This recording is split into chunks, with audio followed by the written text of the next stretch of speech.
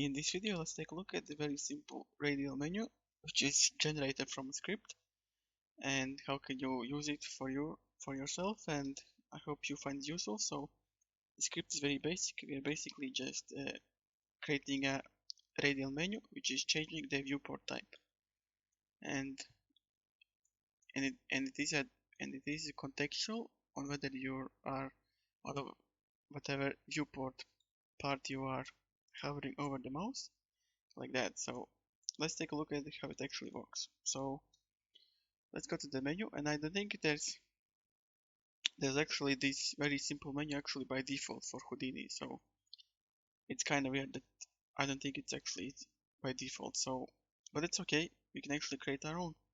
So let's take a look at the actual script. So the script, just in the description, copy this and copy this file, this text, and go to here and press on script menu, create a new script menu, and just paste inside it. Assign a hotkey, and you should be good to go. And it's Python 3, but I don't think it's actually matters, since I don't think there's anything that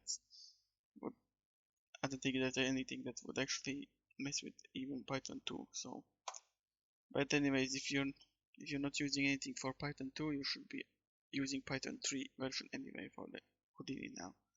For the radial menus, what I have left is this list that you can edit at your liking, or whatever your hotkeys you want for your radial menus. So let's say I press radial menu and I want to with my buttons to actually change it. So I press on 6.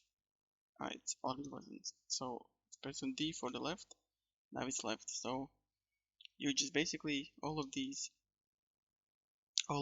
go to the counterclockwise direction. So you see 6 WER 6 WER. So basically just know, let's say I want to write, so that's going to be the third position. So just change it E to maybe G, apply it, and now you see write is now a G hotkey, like that.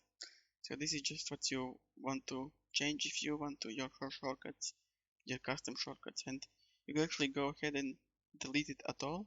It's not actually obligatory at all if you don't want your shortcuts. And for the last part, I wanted to show that it's maybe a bug or whatever, but just be aware that, let's say, it's actually, I think it's like a bug for the radial menus inside Houdini. I'm not really sure, but let's say I have 4 viewport. Let's say I go to the top. See, it totally works if I'm not doing anything, but no, like if I'm walking just as normally. But let's say I just go ahead, steer back, and I do not move my mouse, and I press again, and then just say left. You can see it's actually changed the viewport, view for the current viewport, which is this one with the bolded letters left.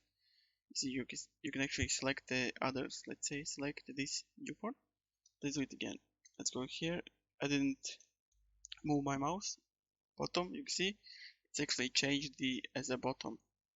So this is basically because of this radial menu.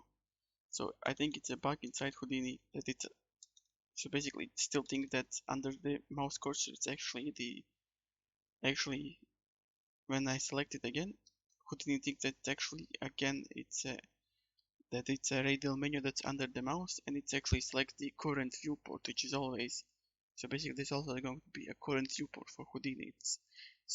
And it defaults to changing that one, since think that under my mouse there's actually not a viewport under it.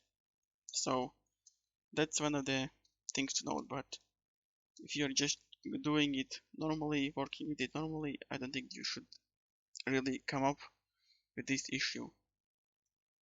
So yeah, so that's kind of weird. I don't know if it's a bug or anything, but it's been like that for as much as I know. So anyways, so just be aware if sometimes it happens to you, just know that it's just a little quirk with the current viewport and how it thinks what's under my mouse cursor is. So that's that. I hope you enjoyed this video. Let's see you next time.